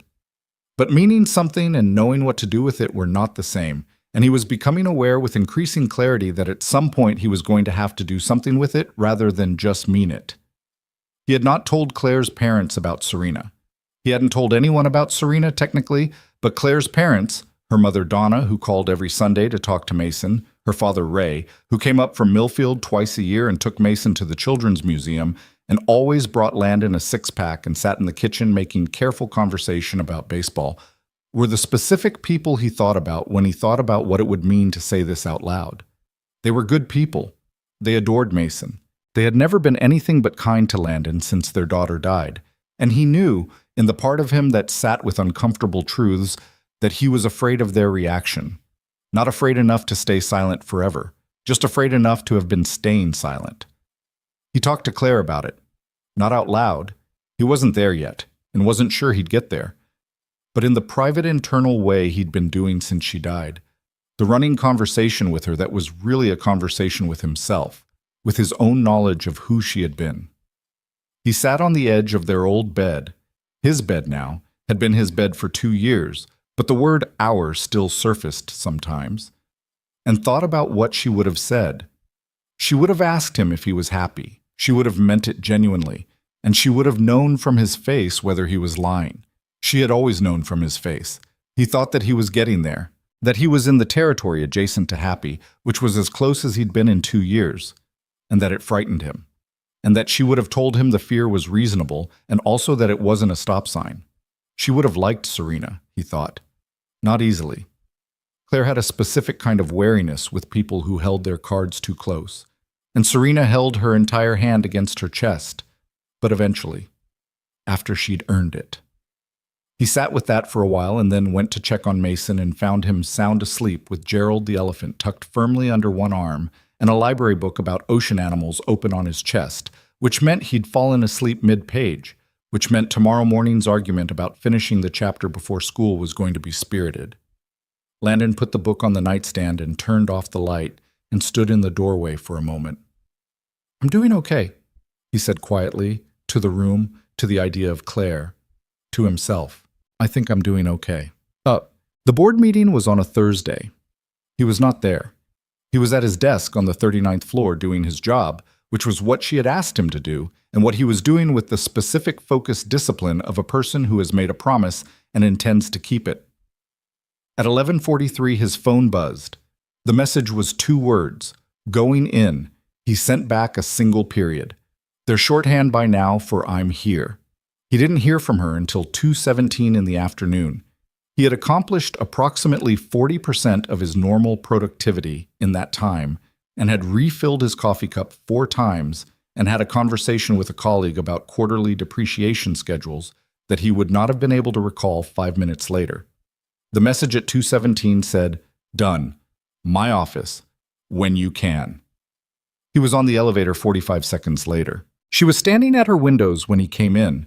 Not the dark office this time, the afternoon light full and gray through the glass, the city laid out below in the flat November light. She turned when she heard him close the door. She looked tired. She looked like someone who had spent 3 hours in a room being carefully, professionally doubted, and had answered every question with precision and left nothing on the table. She also looked like she'd won. "Tell me," he said. I presented 7 years of performance data, margin growth, retention numbers, the expansion into the Western markets last year, the risk management framework we built in 2022 that 3 other firms have since adopted as industry standard. She moved to her desk, not to sit, but just to have something solid near her. I addressed Warren's characterization directly. I did not get emotional. I did not defend my grief. I defended my record because my record is not disputable, and I let the record make the argument that his campaign against me has always been personal and has never had anything to do with my fitness as a CEO. And the board? Margolis and Chen the two he got to first. They were the question marks going in. Margolis asked me 3-pointed questions about the personal conduct issue. She said the phrase with the specific dryness of someone who found it both offensive and slightly absurd. I told him that my personal relationships were my own business, that none of them had produced a conflict of interest or affected any professional decision, and that if the board wanted to establish a precedent of reviewing executives' personal lives, I'd be interested to see that policy applied uniformly. A pause. He didn't ask a fourth question. Landon almost smiled. And Chen? Chen cares about one thing, the stock price. I showed him a projection. He was fine. She sat down finally, in the sideways position, the not quite formal one. The confidence vote isn't happening. Warren doesn't have the numbers, and he won't get them. The chair told me afterward, privately, that the board considers the matter closed. Okay, Landon said. That's good. That's really good. Yes. She looked at her desk. It is. She didn't look as relieved as she should have. He let the silence sit for a moment. What else? He said. She looked up. Warren called me this morning. Before the meeting, I didn't answer. He left a voicemail. She paused. He said he hoped I was proud of what I'd done. He said Daniel would have been ashamed of me for moving on, for... She stopped briefly. He said I was replacing them. Replacing Daniel and Ivy like they were things I'd lost that could be swapped out. The room was very quiet. Landon pulled the chair close to her desk and sat in it. That's not what you're doing. I know that. Does knowing it make it not land? No, she said. It lands anyway. She put both hands flat on the desk, the self-steadying gesture. He's been carrying Daniel's memory like a weapon for 6 years and pointing it at me. And I've spent 6 years half believing he's right to, and... She stopped. The board thing I can handle. I handled it today. Warren saying that in a voicemail I listened to at 6 in the morning is a different thing. You need to talk to him, Landon said. She looked at him.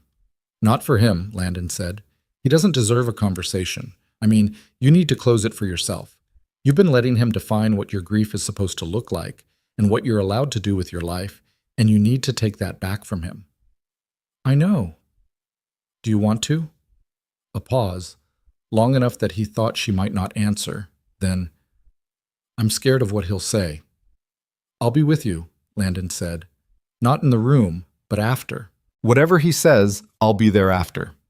She looked at him for a moment with the expression that wasn't assessment, wasn't professionalism, wasn't the careful management of what she let be seen. Just Serena. Just a person who had been carrying something alone for a very long time, being offered a hand. Okay, she said. She met Warren Cole 4 days later on a Sunday at a coffee place in the Garfield district that was neutral ground. Not her neighborhood, not his, not a place either of them had history. Landon dropped her off and sat in the car 2 blocks away and waited, which was the hardest thing he'd done in a while. She was in there for an hour and 20 minutes. When she came back to the car, she got in and closed the door and sat for a moment without speaking. Her face was unreadable in the way that came from having felt everything in rapid succession and arrived at a place past the weather of it. He cried, she said finally. Landon hadn't expected that. He didn't start that way. He started angry. He said everything he'd been building up to say, all the things from the voicemail, and worse, the things he'd been holding for 6 years. She looked at the windshield. And I let him. I didn't interrupt. I let him say everything. And when he was finished, I said, I know you loved Daniel. I know you loved Ivy. I loved them more than you did, and I have to live with losing them every day, and I will until I die. And I am not replacing them. I am surviving. And I needed you to tell me to my face whether you believe I caused this, because I've been carrying your blame on top of my own for 6 years, and I'm done carrying it. What did he say? She was quiet for a moment. He said no. He said he knew it wasn't my fault. He said he'd always known. He said he'd needed it to be someone's fault, and I was there, and I let him. Her voice was steady but tight at the edges. And then he cried, and I didn't hug him. I wanted to, maybe, because he was Daniel's person, and some part of me still connects him to Daniel. But I didn't. That's okay. I know. She turned to look at him. I told him I forgave him. Not for him. Because I've been carrying his version of me for 6 years, and I don't want to carry it anymore. She paused. I don't know if we'll ever speak again. Probably not. But it's done. It actually feels done. He reached over and put his hand over hers on the seat. She turned her hand over and held his, and they sat in the car in the Garfield district on a gray Sunday with the engine off, and he felt the exact weight of what had just shifted. Not everything, not a resolution of all things, but something structural. Something load-bearing that had been in the wrong place for years and had finally been moved. Let's go get Mason, she said after a while. Yeah, he said. Let's go get him. The Sunday after that, Serena called Landon at 9 in the morning and said, I need you to come over, both of you, today. There was something in her voice that wasn't distress but was serious. He said okay. He told Mason they were going to Rena's, and Mason accepted this with the complete unsurprise of someone who had long since filed Rena under regular part of life. When they got there, she was waiting by the front door in jeans and a worn sweatshirt, the least corporate he'd ever seen her. And she looked like someone who had made a decision and was standing in the moment before acting on it, which was a specific kind of look, the kind that meant the deciding was done, and now came the doing. What's going on? Landon said. She didn't answer. She looked at Mason, who was looking around the entryway with the evaluating interest of a person who had visited many times and still found things worth noticing. Mason, she said, do you want to help me with something today? What kind of something? Mason said, which was, Landon had learned, his way of saying yes while maintaining the right to negotiate. There's a room upstairs that's been closed for a long time, she said, and I'd like to open it today, and I think I'd like some company. Mason looked at her with 5-year-old directness. Why has it been closed? Because someone I loved used to be in it, and after she was gone, I didn't know what to do with it. She said it simply, without dressing it up. Her name was Ivy. She was 4 years old, and she was very funny, and she liked spinning in circles. Mason thought about this seriously. I like spinning in circles. I know, Serena said. That's part of why I wanted you here. Landon watched his son reach up and take Serena's hand the way he'd done at the park. No preamble, no performance, just the direct physical logic of a child who had decided someone needed his hand, and so he gave it. Okay, Mason said. Let's open it. The door was at the end of the upstairs hall. White painted wood, same as the others. A small purple star sticker on the upper left corner that no one had ever removed. Landon stood slightly behind them as Serena and Mason stood in front of it, Serena's hand on the knob. She opened it. The room had been preserved, not in a shrine-like way, not the extreme kind, but just as it had been. A small bed with a purple comforter. A bookshelf at child height with picture books still in their places. A soft rug in the shape of a turtle. On the shelf above the window, a cloud-shaped nightlight, which Landon recognized and felt land in his chest. The room smelled like time, like the specific stillness of a closed space, like something that had been waiting. Serena stood in the doorway for a long moment. She didn't cry. She just stood there and looked at it with an expression he couldn't fully read. Grief and something past grief, someplace you arrived at on the other side of the worst part of it. He put his hand on her back, between her shoulder blades, and she leaned into it slightly. Mason let go of her hand and walked into the room. He stood on the turtle rug and looked around with careful interest. He looked at the bookshelf. He looked at the cloud nightlight. He looked at the purple comforter on the small bed. She had good books, he said, reading the spines with the focused intensity of someone recently learning to read and applying the skill constantly. She did, Serena said. Her voice came out even. Can I look at one? Yes. Mason pulled out a book, a picture book about a bear who couldn't sleep and kept finding reasons to stay up, and sat down cross-legged on the turtle rug and opened it. He didn't ask for permission to sit there. He just sat there, comfortable and present, the way he was present everywhere, and began sounding out words. Landon watched Serena watch his son sitting on her daughter's rug, reading her daughter's book, and he saw the exact moment something in her face gave way. Not collapsed, not broke, but gave way the way a door gives way when you stop holding it shut. Tears came and she let them, without covering her face or turning away. She stood in the doorway of the room that had been closed for 6 years and cried quietly and let it happen. He stood beside her and didn't say anything and didn't move away. Mason read 2 pages and looked up.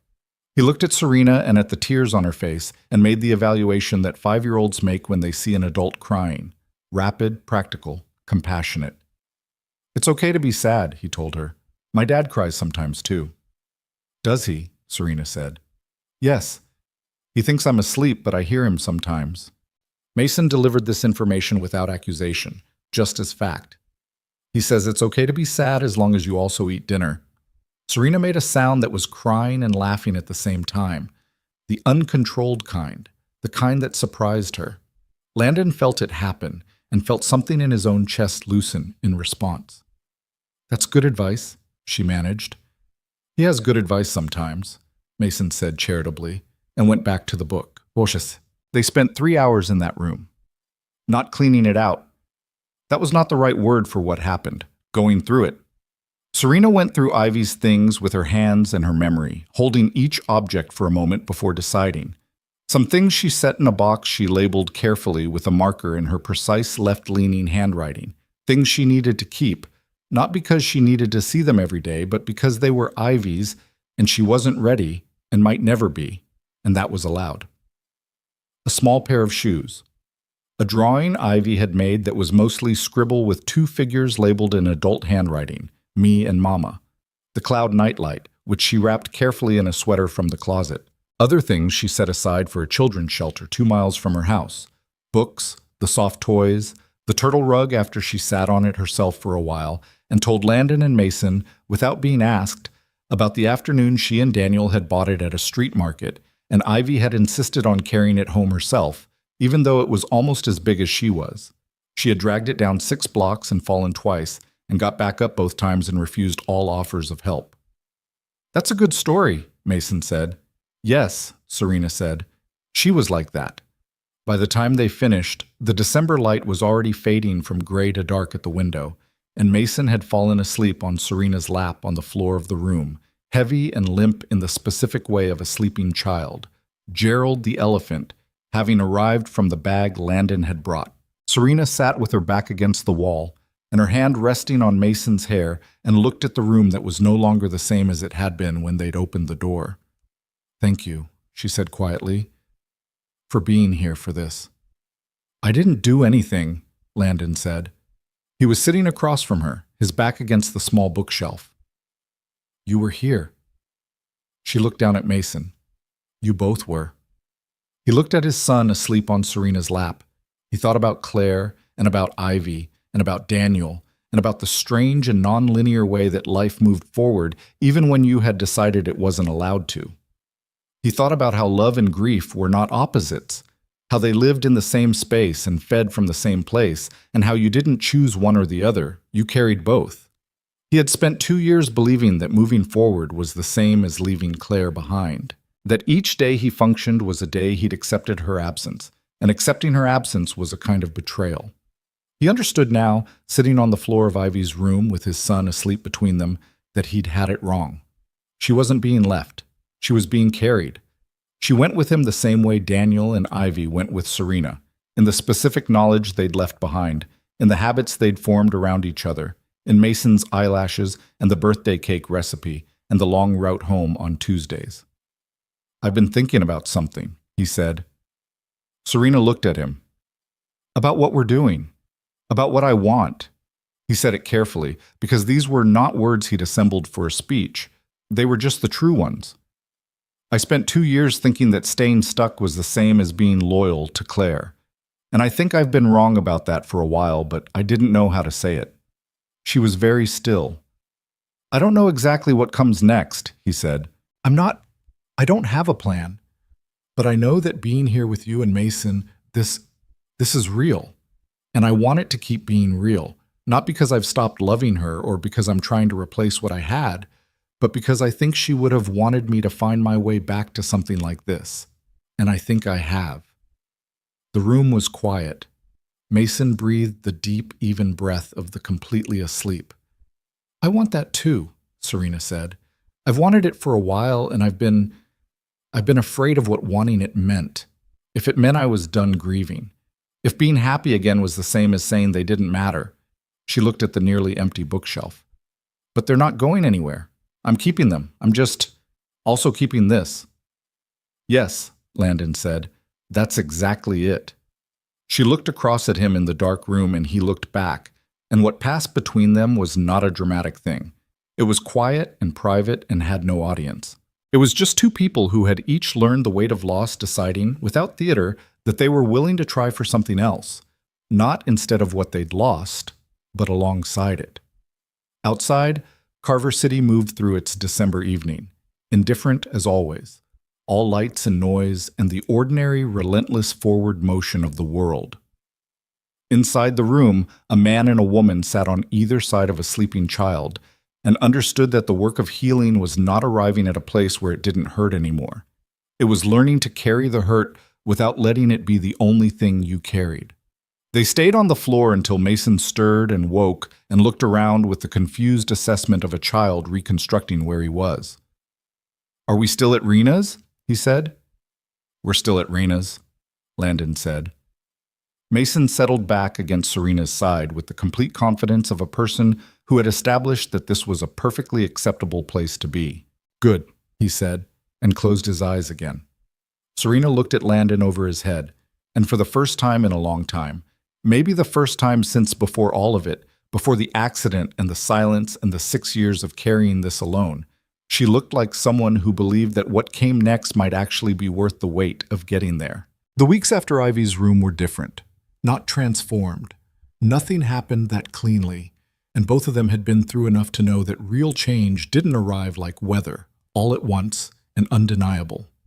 It arrived the way everything real arrived, incrementally, quietly, in the accumulated weight of small moments you didn't notice until you looked back at them from a distance and understood that somewhere in there the ground had shifted under your feet without announcing itself.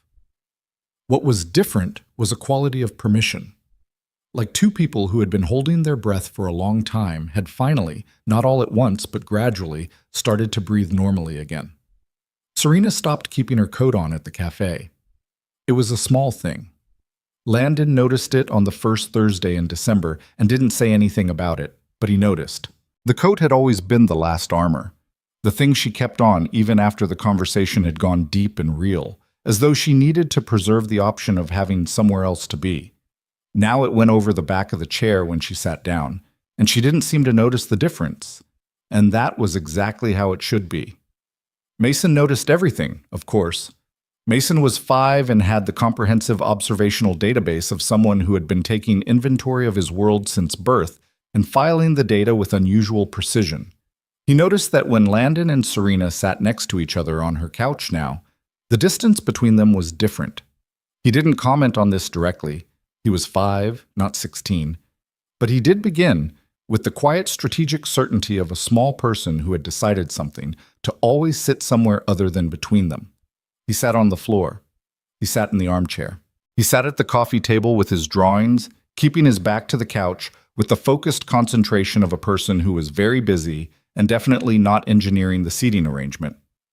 Landon caught Serena's eye over Mason's head one evening, and she had the expression of someone trying very hard not to smile.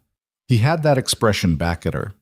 They were being outmaneuvered by a kindergartner, and they both knew it, and there was nothing dignified to do about it. December moved forward the way December does, with its particular compressed quality, days shorter, and everything somehow more urgent, the city strung with lights, and the cold arriving in earnest. Mason had a preschool holiday performance in the second week of the month, a 12-minute musical event involving 17 children, a song about winter animals, and several moments of complete improvisational chaos that the teachers were clearly framing as intentional. Landon was in the third row. Serena was next to him. She had asked, the week before, if it would be okay to come. She'd asked carefully, in the way she asked things that mattered to her, directly but with a quality of genuine uncertainty underneath, not performing unsureness but actually feeling it. He'd said yes without hesitation, and she'd nodded and said okay, and then very deliberately changed the subject because she still did that sometimes. Said the real thing and then moved away from it quickly, like touching something hot and pulling back. She sat next to him in the folding chair in the preschool gymnasium and watched Mason, who had been assigned the role of Winter Fox and was executing the choreography with the absolute physical commitment of a person who had practiced this and intended to be remembered for it. And Landon watched her watching Mason, and what he saw on her face was something he didn't have a word for. Not sadness, or not only sadness, something more complex than that. The way a scar can ache in cold weather. Not because it's reopening, but because it remembers. She had a photo of Ivy on her phone. She'd shown it to him once, just once, a few weeks ago, late at night in her kitchen over the last of a bottle of wine.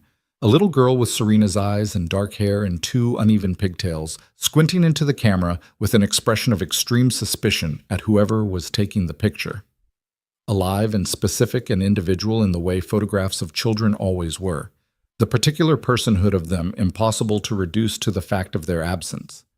Landon had looked at the photo for a moment and then looked at Serena and said, "She looks like she had opinions." And Serena had laughed, a real laugh, the loose kind, and said, "She had opinions about everything. She told a grocery store clerk that the apples were in the wrong place. She was 3. He thought about that now, watching Serena watch his son perform the Winter Fox choreography with full dramatic investment. He thought about all the things she'd missed, all the school performances and park mornings and pancake arguments and ordinary weekday evenings that she'd been supposed to have and didn't. He didn't try to think past that. There was no thinking past that. There was only sitting with it and letting it be true without letting it be the only true thing. When Mason spotted them from the stage, the moment the children were released from formation and encouraged to find their families, he came at full speed across the gymnasium floor with his fox ears headband askew and launched himself at Landon first, then turned with zero hesitation and reached his arms up toward Serena. She caught him. She held him with her arms around his small back, and her eyes closed for a second, and then she opened them, and Landon was looking at her. And she looked back at him over the top of Mason's head, and she looked wrecked a little. The good kind of wrecked. The kind that came from being broken open by something tender rather than something terrible. "I was the best fox," Mason announced. "You were absolutely the best fox," she said. "Don't tell Tyler I said that." "I won't." He squirmed down and went looking for the juice boxes being distributed near the gymnasium door, and Serena stood and straightened and looked at Landon, and he looked back, and neither of them needed to say what that had been. "Are you okay?" he said. "I will be," she said, which was more honest than yes and more hopeful than no, and exactly the right answer. He called Donna and Ray in the first week of January. He'd been building up to it since November, which meant he'd been not calling them since November, and he'd had enough conversations with himself about it to understand that the not calling was its own answer, and the longer he waited, the more weight the call acquired, and the only real option was to just do it. He called Ray first. Ray was more direct. Ray had less surface area for things to get complicated on. He called on a Sunday evening while Mason was at a neighbor's birthday party, his first real solo social event, which he'd been extremely serious about preparing for, and sat at the kitchen table with a cup of coffee going cold and his phone in his hand. Ray answered on the 3rd ring. "Hey, Landon, everything okay? Mason all right?" "Everyone's fine," Landon said. I wanted to talk to you about something, not emergency something, just something." A pause on Ray's end. The particular quality of a father's pause when he's adjusting from alarm to attention. "Okay, I'm listening," Landon told him. He didn't dress it up. He said there was someone, that it had been several months, that it was real and was becoming more real, and he wanted Ray and Donna to know before it became the kind of thing they found out about indirectly. He said her name. He said she was Mason's friend, had been for months, that Mason had chosen her before Landon had fully admitted to himself that he had. Ray was quiet for a long moment. "Is she good to him?" he said finally. "To Mason." "Yes." No hesitation on that one. Yes, she's very good to him." Another pause. Landon turned the cold coffee cup in circles on the table. Are you happy, son? Ray said. The word son hit Landon somewhere unexpected. Ray had called him that since early in his relationship with Claire, matter-of-factly, without making a ceremony of it, and he'd never stopped after she died. Landon had never asked him to. I'm getting there, Landon said. I think I'm actually getting there. Ray exhaled a long breath, the kind that carried a lot of weight out with it. Claire wanted that for you, he said. I want you to know that. We talked about it, her and me, after you two were married, the way parents talk about things they don't want to say out loud. She said if anything ever happened to her, she didn't want you to spend your life in it. She said Mason needed his dad present, not preserved. A pause. She was always smarter than me about things like that. Landon's throat was tight. He didn't try to talk until it wasn't. Thank you, he managed. Bring her to Millfield sometime, Ray said. Let us meet her. Donna's going to want to meet her. Donna's going to have questions. Donna's going to have 30 questions, Ray said. That's just Donna. You know that. Landon laughed, and it was real, and the tight thing in his throat loosened. I know that. You're doing right by him, Landon. You've been doing right by him since day one. Ray's voice was gruff and certain, the way men of his generation could be certain. That's all I need to know. After he hung up, Landon sat at the kitchen table for a while with his cold coffee and felt the specific combination of grief and gratitude that seemed to accompany every real thing in his life, the way the two were always present together, always mixed, impossible to feel one without the trace of the other. He thought about Claire saying Mason needs his dad present, not preserved. He thought about how well she'd known him, how she'd understood him past the places he understood himself. He picked up his phone and texted Serena. Called Ray. It went okay. Better than okay. She replied in 2 minutes. I'm glad. Then, are you okay? He thought about it honestly. Yeah, a little undone, but okay. She sent back a single period. I'm here. He smiled at his phone and went to pick up his son from the birthday party. Ivy's room became something else in February. Not erased. That was the wrong word and the wrong idea, and Serena had been clear about that with herself from the beginning of thinking about it. The things that needed to be kept were kept. In the careful box in the closet of the master bedroom, in the framed photo on Serena's nightstand, in the cloud nightlight that she had plugged in on the first night after they'd opened the room and left glowing on the shelf because it turned out the room needed light in it. Not a lot. Just enough. The transformation of the room was gradual and took 3 weekends and involved a level of disagreement between Landon and Serena about paint color that neither of them had anticipated. It should be warm, Serena said. Something warm. That's not a color, that's a temperature. You know what I mean. I know what you mean, and I'm telling you that the thing you're holding up is orange. That's orange. That's going to look like a traffic cone. It's terracotta. It's an orange traffic cone with a fancy name. Mason, who had been given the serious commission of official paint sample consultant and was taking it extremely seriously, held up a card labeled warm linen and said, This one. They both looked at it. That's the one, Serena said. Yeah, Landon said. That's the one. Mason looked deeply satisfied. He put the terracotta card down with the decisive motion of a man who had made an executive decision and was prepared to stand by it. The room became a reading room. Bookshelves, proper ones, floor to ceiling on one wall, built by a carpenter Serena hired and supervised with the focused intensity of someone who had been waiting to put something in this space for a long time and needed it done right. A window seat along the wall with the best light, cushioned in a fabric that Mason had also selected, and that Landon privately thought was a slightly alarming shade of green, but which somehow worked. A small lamp in the corner, the cloud nightlight still on its shelf, still plugged in. When it was finished, the three of them stood in the doorway and looked at it. It's good, Mason said. Yeah, Landon said. It's really good.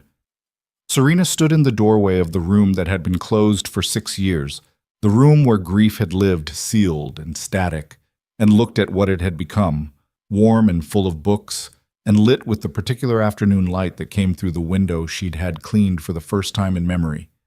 And she was quiet for a long moment. I kept her nightlight in it, she said. Not to either of them specifically. To the room, maybe. To the idea of Ivy. I know, Mason said. He had a way of responding to things adults said that weren't technically addressed to him, with calm directness, as though the distinction between addressed to me and overheard was not one he found meaningful. Because she liked light, right? Serena looked at him. You said she didn't like the dark, Mason said. So now the room has light. That's good. Serena crouched down to his level, which she did less carefully now than she had at the beginning, less deliberately, less consciously.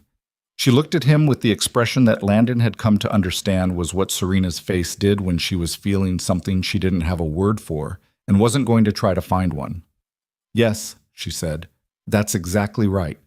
Mason patted her shoulder with the slightly awkward sincerity of a small person who had decided a physical gesture was called for and was executing it with intention, if not expertise.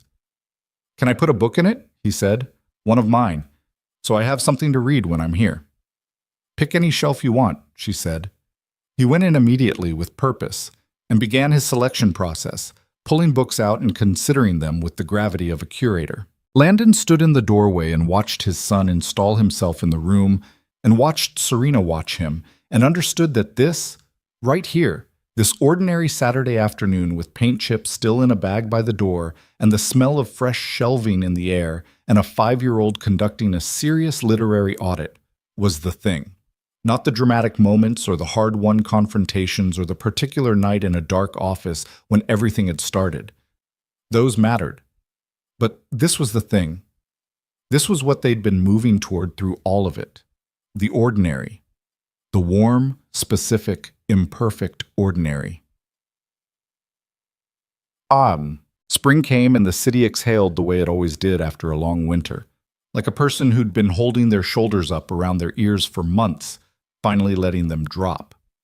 The park on Greer Avenue had its regulars back.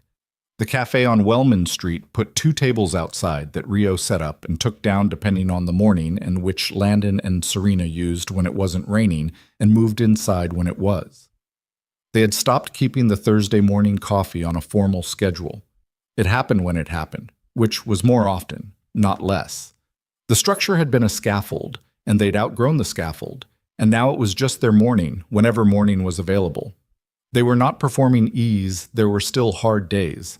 There were still Tuesdays that arrived with their particular weight, still nights when Serena went quiet in a way that wasn't about the present, but about the 6 years before it. Still moments when Landon looked at Mason doing something that Claire had done, a gesture, a way of tilting his head when he was thinking, and felt the familiar catch in his chest that didn't get smaller, so much as it became something he'd learned to carry without bracing for it every time. What had changed was that they carried it together now. That was the difference. Not that the weight was gone, just that there were 2 sets of hands on it. Donna had come up from Millfield in March with Ray, officially to visit Mason, obviously also to evaluate Serena with the thorough and transparent interest of a woman who had loved a daughter and was now observing the person her son-in-law had brought into his life. Serena had known she was being evaluated and had met it directly, not performing warmth, not being strategic, just being present and honest and willing to sit in the kitchen with Donna for an hour while the men took Mason to the park and talk about whatever Donna needed to talk about. Landon had come back from the park to find them at the kitchen table with tea and something that smelled like it had come from a bakery bag Donna had brought, and the conversation had clearly been real and probably difficult in places, and Serena's expression when he walked in was the expression of someone who had been through something and was on the other side of it. Donna had pulled him aside while Serena was in the other room with Mason and said, "She's not trying to replace Claire. I want you to know I can see that. She's not trying to be something she's not." "No," Landon said. "She's not." "She lost her own child," Donna said, and her voice was careful with it, the way you carried something fragile. "I didn't know that. Ray told me, but I don't think I understood until I talked to her." She looked at her hands for a moment. "She loves Mason. It's real." "I know." Donna nodded. She was not a woman who said things she didn't mean, and she was not a woman who arrived at conclusions easily, and the fact that she had arrived at this one in an afternoon in a kitchen over tea and bakery goods meant something. "Take care of her," she said, "and take care of yourself." "I'm trying," Landon said. "I know you are." She put her hand briefly on his cheek the way mothers did, direct and without apology. She'd want this for you, you know that. Yeah, he said. I know. 1 year after the night in the dark office, a Tuesday in April, which Landon noted privately, and which he suspected Serena noted too, she called him from her car outside his apartment building at 9:30 at night and said, "Come outside for a minute." He came outside. She was parked at the curb, window down, the April night cool and smelling like rain that had stopped 2 hours ago. She looked like she'd driven there after sitting somewhere else for a while, which he understood because he'd done that many times himself. "You okay?" he said. "Yes." She looked out the windshield. "I drove by the office on the way here. The 42nd floor lights were off. It's 9:30 on a Tuesday." "I know, I haven't stayed that late on a Tuesday in—" She paused. "A while." He understood what she was saying. "Is that okay?" "It's strange," she said. "And okay. Both." She looked at him then. "I listened to the song tonight, in the car. The whole thing through, not just parts of it." She paused. "And I thought about Ivy, and I didn't feel like I was drowning. I just felt like I was remembering her." She said it with a careful honesty, the way you reported something you weren't sure you believed yet. I don't know if that's the same as healing or if healing is even the right word, but it felt different than it used to. Landon leaned on the car door. Above them, the city did its nighttime thing. Not quiet, never quiet, but a particular frequency of noise that was almost like quiet if you'd grown up with it. "I told Mason about Claire last week," he said. "Really told him. Not the simple version. He's old enough now to start asking the questions that need real answers." He looked at the street. "We looked at photos. I told him stories about her, things she did, things she said, the way she laughed. He asked me if I missed her." He paused. "I said yes, every day. And he said, 'Is that why sometimes you're sad?' And I said yes. And he said, 'That's okay. I'm sad sometimes too. But then I'm also happy. Can you be both?' And I said yes. 'You can be both.' And he said good and went back to his dinosaurs." Serena was quiet for a moment. "He said that," she said. "He said that. Your kid is something else, Landon." "Yeah." He almost smiled. "He's something else." She opened the car door and got out. Not with purpose, just to be out of the car, standing on the sidewalk in the April night. He stood next to her, and they both looked at the street. "I want to ask you something," she said. "Okay." She turned to face him. She was doing the thing she did when she'd decided to say something real. The slight squaring of her shoulders, not defensive, more like how an archer stands before releasing. "I want you and Mason to move in. I'm not asking because it's convenient or practical or because it makes sense on paper. I'm asking because this—" She gestured, a small motion between them and up toward his lit apartment window. "This is where I want to be, you and him, together in the same house. I want to wake up and have you there. I want Mason to have a home that's bigger than a 7th-floor apartment. I want—" She stopped, and the prepared speech ran out, and what was left was just her voice, undressed of its precision. "I just want you there. I want you both there." He looked at her. He thought about the night he'd stood in a hallway and heard music from behind a door that hadn't latched. He thought about granola bars and budget reviews and a woman dancing alone in the dark. He thought about coffee at 7:15 and the park on Saturday and a cloud-shaped nightlight that had been waiting 6 years to be plugged back in. He thought about Claire saying Mason needs his dad present, not preserved. He thought about his son sitting cross-legged on a turtle rug reading a dead child's book, with the casual, complete ease of a kid who had decided where he belonged. "Okay," he said. She looked at him. "Okay," he said again, with more certainty. "Yes, we'll move in." She let out a breath.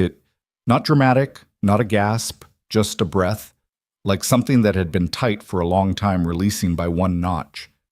Then she did something she didn't often do, which was reach for him first. She put her arms around him and he put his arms around her, and they stood on the sidewalk outside his apartment building on a Tuesday night in April, and held on with the specific force of people who know what it costs to lose someone and understand that because of that, not in spite of it, what they're holding is worth holding. He thought about grief and love living in the same space. He thought about how you didn't get to choose to carry only one of them, and how anyone who told you the goal was to stop grieving had it wrong. The goal was to build something big enough to hold the grief inside it without being only the grief. A life wide enough to contain the loss without being defined by it. He was still working on it. They both were. It wasn't done, and it probably never would be, fully, and that was all right. Because he told Mason the next morning at breakfast, in the same direct way Mason had taught him to tell him things, without excessive preparation, without softening the information so much it became unrecognizable. Just, here is the thing. Mason ate a spoonful of cereal and thought about it. Like, move our stuff there? He said. Yes. Gerald too? Gerald too. All of it. Another spoonful. The thinking face. The head tilt. The Claire thing. Can I put my drawings in the reading room? You'd have to ask Serena, Mason nodded, satisfied with this answer. He appeared to consider the matter resolved. Okay, he said. That's all you have to say? Mason looked up at him. Dad, he said, with the patient tone of a child explaining something the adult is behind on. I already live there. My books are there. Gerald went there last Thursday. I put my rock collection on the windowsill in the reading room 3 weeks ago. He looked back at his cereal. I was just waiting for you to catch up. Landon stared at his son. You put your rock collection? She said the windowsill got good light. He ate more cereal. She was right. Landon sat back in his chair and felt something that was funny and overwhelming and entirely good rise up in his chest. His son had moved in 3 weeks ago in increments of rocks and drawings and library books, with the patient certainty of a 5-year-old who had assessed the situation and made his decision and was simply waiting for the adults to get there. He laughed. Actually laughed. The kind that came from somewhere real and wasn't managing anything, just was. He laughed until Mason looked at him with the long-suffering expression of a child who found adults inexplicable. You're being weird, Mason said. Yeah, Landon said, still laughing. I am. There are things that cannot be recovered. This is the truth that grief teaches first and teaches hardest. The lesson that arrives like a wall you walk into because you couldn't see it in the dark. Claire Pierce, Daniel and Ivy Blake.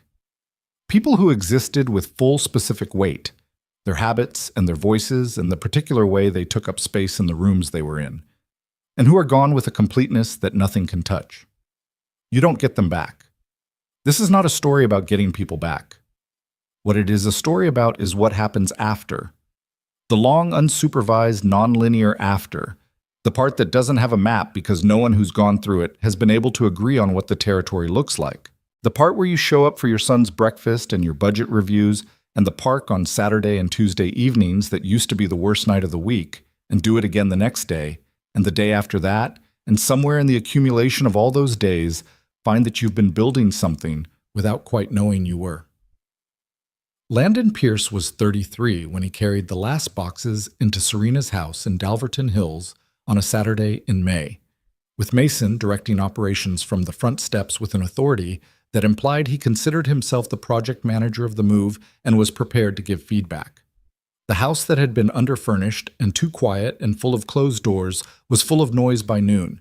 Mason's running commentary, Landon's instructions to the friend he'd enlisted to help with the heavy boxes, Serena's voice from the kitchen asking if anyone wanted coffee with a tone that suggested she'd already made it, and this was a formality. Serena Blake was 31.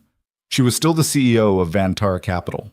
She still worked too many hours sometimes and still occasionally reorganized the living room furniture when she was stressed and still had Tuesdays that arrived with their particular weight.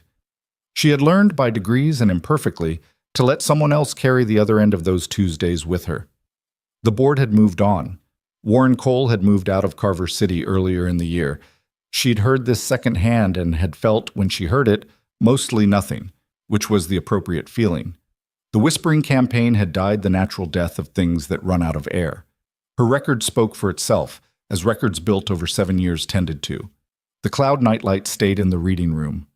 Some things you keep and don't explain. Ivy's photo was on the nightstand and Claire's was on the bookshelf in the living room, in a frame Mason had picked out with the same executive certainty he'd applied to everything.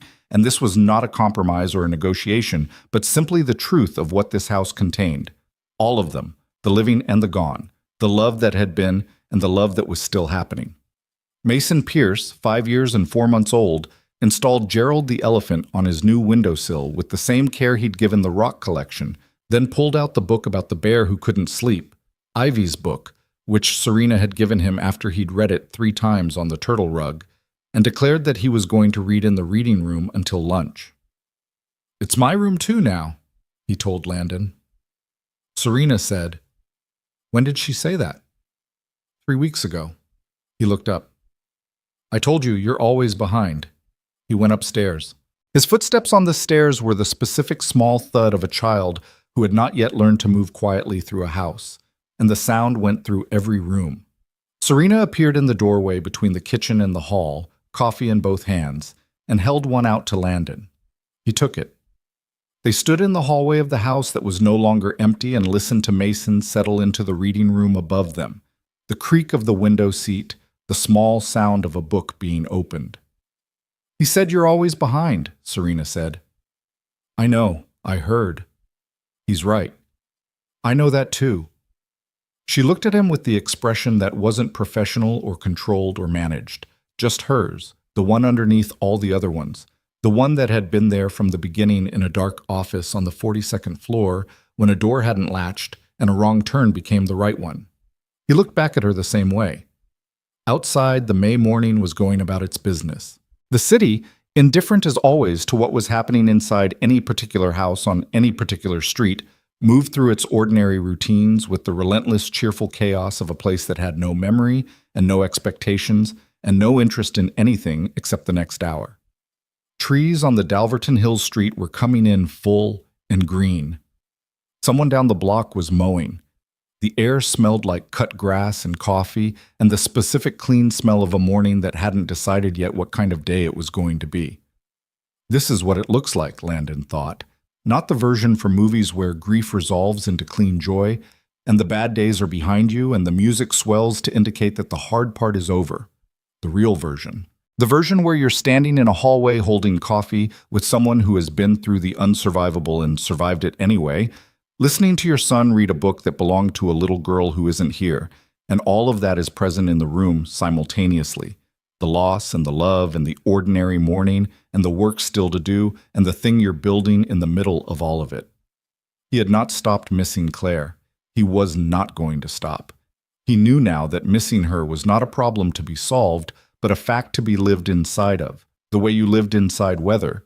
Not wishing it were different, but dressing for it, planning around it, standing in the rain sometimes without trying to be anywhere else.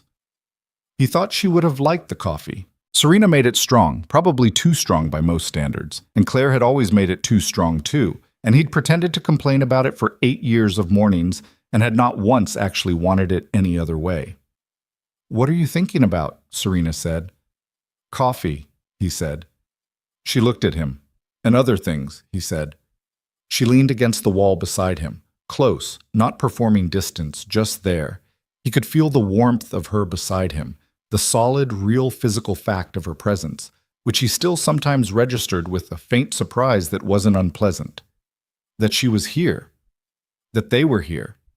That the night in the dark office had been the beginning of something rather than just an accident.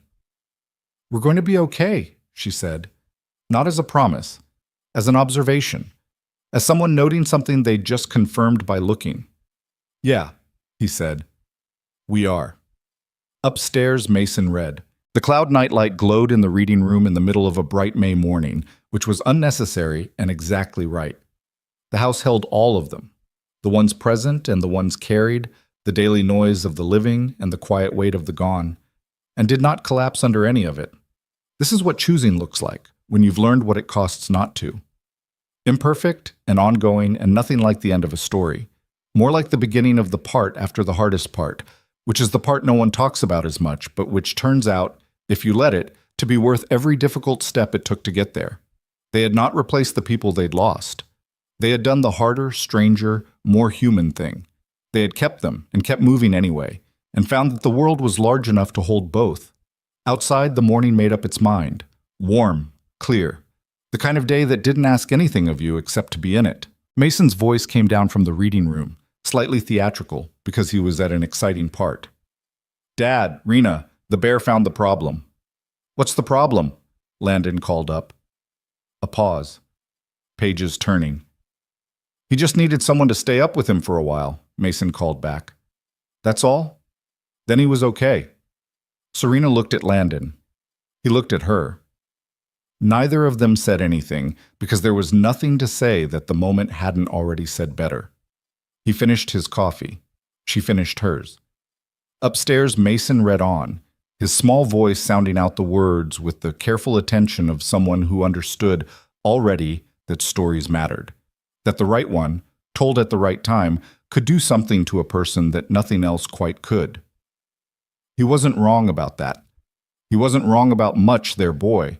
He never had been.